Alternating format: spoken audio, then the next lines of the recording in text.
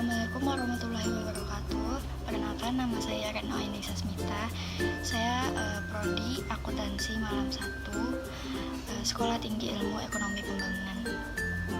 Di sini saya akan menjelaskan tentang akidah Islamiyah. Yang pertama itu ada makna akidah dalam bahasa Arab, yaitu akhoda yakidu ukdatan, yang artinya itu al-robtu atau ikatan, al-jazmu atau keyakinan yang mantap, dan al-ahdu atau janji. Menurut istilah, yaitu sesuatu yang dibenarkan oleh jiwa, hatinya merasa tenang karenanya menjadi suatu keyakinan bagi pemiliknya dan tidak dicampuri dengan keraguan sedikit pun. Dan yang kedua ada sumber-sumber akidah Islamiyah. Sumber yang pertama yaitu dari Al-Quran. Arti dari Al-Quran sendiri adalah firman Allah yang diwahyukan kepada Rasulullah SAW melalui perantara Jibril. Bahkan jika dicermati akan ditemui banyak ayat dalam Al-Quran yang menjelaskan tentang akidah, baik secara tersurat maupun secara tersirat. Oleh karena itu menjadi hal yang wajib jika kita mengetahui dan memahami akidah yang bersumber dari Al-Quran, karena kitab mulia itu merupakan penjelasan langsung dari roh manusia yang hak dan tidak pernah sirna di telan masa. Selanjutnya yang kedua ada As-Sunnah An-Nawawiyah. Seperti halnya Al-Quran, As-Sunnah adalah satu jenis wahyu yang datang dari Allah. Walaupun lafaznya bukan dari Allah, tapi maknanya datang dari Allah. Hal ini dapat diketahui dari firman Allah. Dan dia Muhammad tidak berkata berdasarkan hawa nafsu. Ia tidak lain kecuali wahyu yang diwahyukan. Quran Surah An-Najm 3-4. Yang ketiga ada Al-Jimah. Al-Jimah adalah sumber akidah yang berasal dari kesepakatan para murtajid umat Muhammad SAW setelah beliau wafat tentang urusan pada suatu masa. Mereka bukanlah orang yang sekadar tahu tentang masalah ilmu, tetapi juga memahami dan mengamalkan ilmu. Selanjutnya yang keempat ada akal sehat manusia. Selain ketiga sumber akidah di atas, akal juga menjadi sumber hukum akidah dalam Islam loh. Hal ini merupakan bukti bahwa Islam sangat memuliakan akal serta memberikan haknya sesuai dengan kedudukannya. Termasuk pemuliaan terhadap akal juga bahwa Islam memberikan batasan dan petunjuk kepada akal agar tidak terjebak ke dalam pemahaman-pemahaman yang tidak benar. Hal ini sesuai dengan sifat akal yang memiliki keterbatasan dalam memahami suatu ilmu atau peristiwa. Selanjutnya ada pilar-pilar akidah Islamiyah. Yang pertama, keyakinan kepada Allah Subhanahu wa Ta'ala sebagai pencipta, pemilik, pemberi petunjuk, pemberi rezeki, penguasa, pengatur, serta pembimbing. Diatur dalam Quran Surah 4 ayat 136 yang berbunyi, "Wahai orang-orang yang beriman, tetaplah beriman kepada Allah dan Rasul-Nya, dan kepada kitab Allah turunkan kepada Rasul-Nya, serta kitab yang Allah turunkan sebelumnya. Barang siapa yang kafir kepada Allah, malaikat-malaikatnya, kitab-kitabnya, rasul-rasulnya, dan hari kemudian, maka sesungguhnya orang itu telah sesat sejauh-jauhnya." Yang kedua ada keyakinan atau iman kepada malaikat Allah sebagai makhluk yang diciptakan Allah dari cahaya untuk beribadah kepadanya. Diatur dalam Quran Surah 2 ayat 97-98. Ayat 97 berbunyi, "Katakanlah, barang siapa yang menjadi musuh Jibril, maka Jibril itu telah menurunkannya atau Al-Quran ke dalam hatimu dengan seizin Allah, membenarkan apa kitab-kitab yang sebelumnya dan menjadi petunjuk serta berita gembira bagi orang-orang yang beriman." Sedangkan di ayat 98, barang siapa yang menjadi musuh Allah, malaikat-malaikatnya, rasul-rasulnya, Jibril dan Mikail, maka sesungguhnya Allah adalah musuh orang-orang kafir. Yang ketiga ada iman kepada semua kitab yang diturunkan Allah kepada para nabi dan rasul yang menerimanya. Diatur dalam Quran Surah 4 ayat 136 yang berbunyi, "Wahai orang-orang yang beriman, tetaplah beriman kepada Allah dan Rasul-Nya, dan kepada kitab Allah turunkan kepada Rasul-Nya, serta kitab yang Allah turunkan ke sebelumnya.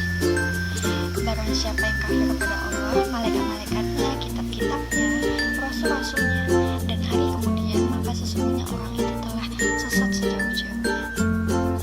Yang keempat ada iman kepada para rasul. Diatur dalam Quran Surah 2 ayat 98 yang berbunyi, "Barang siapa yang menjadi musuh Allah, malaikat-malaikatnya, rasul-rasulnya, Jibril dan Mikail, maka sesungguhnya Allah adalah musuh orang-orang kafir." Yang kelima ada iman kepada hari akhir. Diatur dalam Quran Surah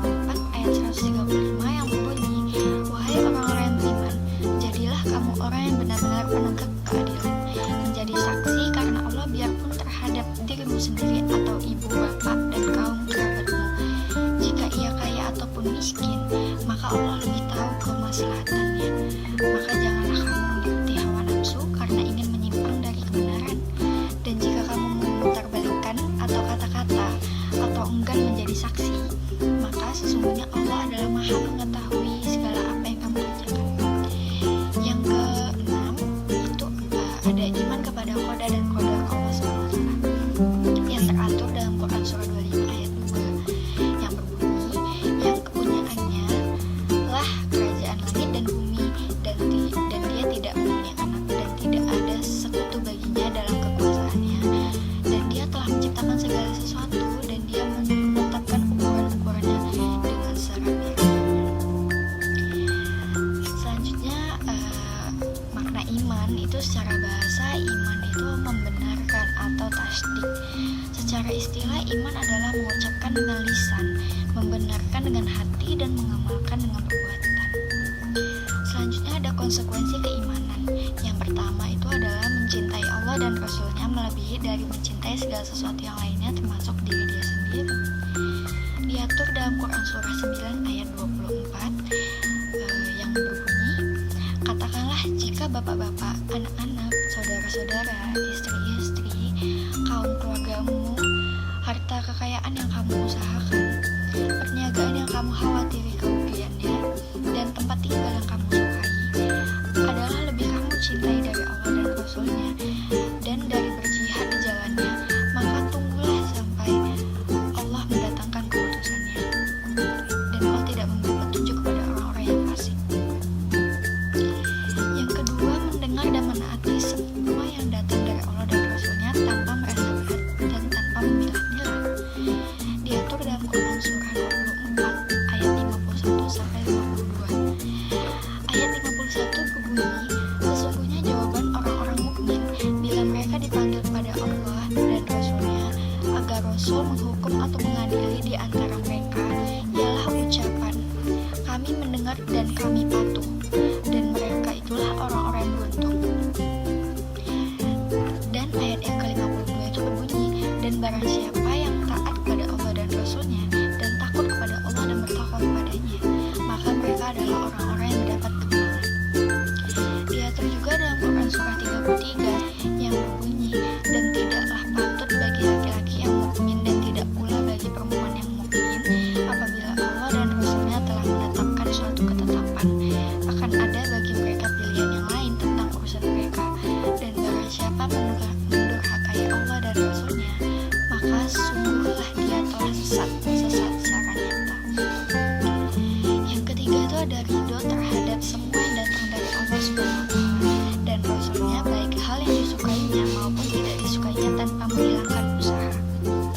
Diatur dalam Quran surah 33 ayat 36 yang berbunyi, dan tidaklah patut bagi laki-laki yang mukmin dan tidak pula bagi perempuan yang mukmin apabila Allah dan Rasulnya telah menetapkan suatu ketetapan akan ada bagi mereka pilihan yang lain tentang urusan mereka, dan barang siapa mendurhakai Allah dan Rasulnya, maka sungguhlah dia telah sesat yang nyata.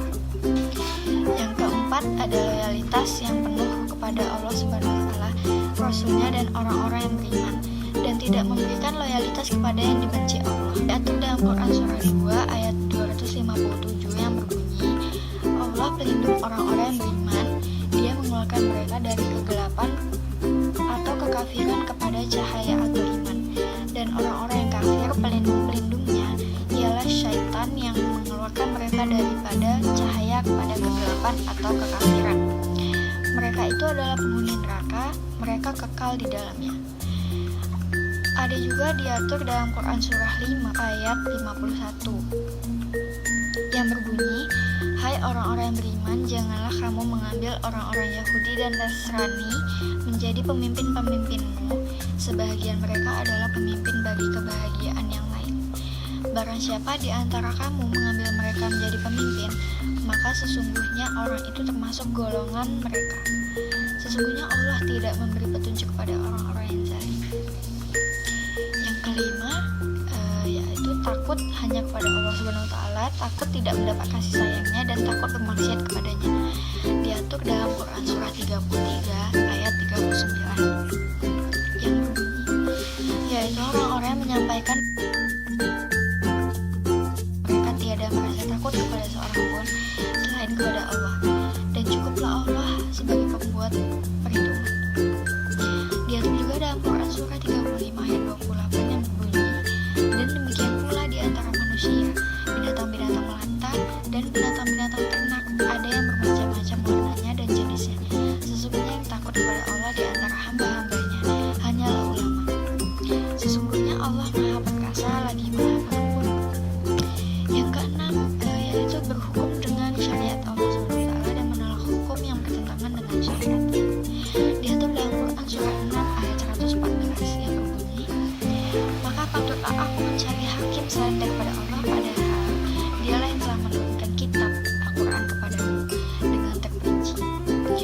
Orang-orang yang telah kami datangkan kitab kepada mereka, mereka mengetahui bahwa Al-Quran itu diturunkan dari Tuhanmu dengan sebenarnya, maka janganlah kamu sekali-sekali termasuk orang yang ragu. Yang ketujuh yaitu selalu beramal soleh, meninggalkan maksiat dan berjihad di jalannya untuk menegakkan kebenaran. Diatur dalam Quran surah 103 ayat 2-3 yang berbunyi, sesungguhnya manusia itu benar-benar dalam kerugian, kecuali orang-orang yang beriman dan mengerjakan amal soleh, dan nasihat menasihati supaya mentaati kebenaran, dan nasihat menasihati supaya menetapi kesalahan. Diatur juga dalam Quran surah 33 ayat 23 yang berbunyi, di antara orang-orang mukmin itu ada orang-orang yang menepati apa yang telah mereka janjikan kepada Allah, maka di antara mereka ada yang gugur, dan di antara mereka ada pula yang menunggu, dan mereka tidak berubah janjinya. Diatur juga dalam Quran surah 49 ayat 15 yang berbunyi, sesungguhnya orang-orang yang beriman itu hanyalah orang-orang yang percaya atau beriman kepada Allah dan Rasul-Nya. Kemudian mereka tidak ragu-ragu dan mereka berjuang atau berjihad dengan harta dan jiwa mereka pada jalan Allah. Mereka itulah orang-orang yang benar. Selanjutnya ada sifat-sifat orang beriman. Yang pertama itu, jika disebut nama Allah SWT, hatinya itu akan bergetar karena cinta, harap dan takutnya kepadanya. Itu jika dibacakan Al-Quran, bertambahlah keimanannya dan mereka selalu bertawakal kepadanya. Yang kedua, senantiasa mendirikan sholat dan menafkahi untuk orang fakir, miskin, dan anak yatim. Diatur dalam Quran surah 8 ayat 3. Yang ketiga, ada beriman kepada rukun iman yang 6 dengan keimanan yang sempurna tanpa merasa ragu-ragu sedikit pun. Berjihad dengan harta dan jiwa raga untuk menegakkan kebenaran. Diatur dalam Quran surah 49. Selanjutnya ada hal-hal yang dapat meningkatkan keimanan. Yang pertama, ilmu. Ilmu itu adalah meningkatkan ilmu tentang mengenai Allah. Semakin tinggi ilmu pengetahuan seseorang terhadap Allah dan kekuasaannya, maka semakin bertambah tinggi iman pengagungan serta takut kepadanya. Diatur dalam Quran surah 35 ayat 22. Yang kedua, merenungkan ciptaan Allah SWT, keindahannya, keanekaragamannya, dan kesempurnaannya. Diatur dalam Quran surah 3 ayat 151-152. Yang ketiga, senantiasa mengiatkan ketakwaan, meninggalkan kemaksiatan kepadanya. Diatur dalam Quran surah 83 ayat 14. Dan selanjutnya yaitu kita akan membahas buah keimanan. Yang pertama itu membebaskan jiwa dari perbudakan manusia dan semua makhluk menuju kemerdekaan yang hakiki, yaitu penghambaan kepada Allah semata-mata. Kisah Rid'i bin Amir. Yang kedua itu membangkitkan keberanian untuk membela kebenaran, tidak takut mati, serta cinta syahid, karena yang memberi umur, rezeki, manfaat, dan bahaya hanyalah Allah SWT. Diatur dalam Quran surah 4 ayat 78 yang berbunyi, di mana saja kamu berada, kematian akan mendapatkan kamu, kendati pun kamu di dalam benteng yang tinggi lagi kokoh. Diatur juga dalam Quran surah 3 ayat 145 yang berbunyi, sesuatu yang bernyawa tidak akan mati melainkan dengan izin Allah, sebagai ketetapan yang telah ditentukan waktunya. Barang siapa yang menghendaki pahala dunia, niscaya kami berikan kepadanya pahala dunia itu, dan barang siapa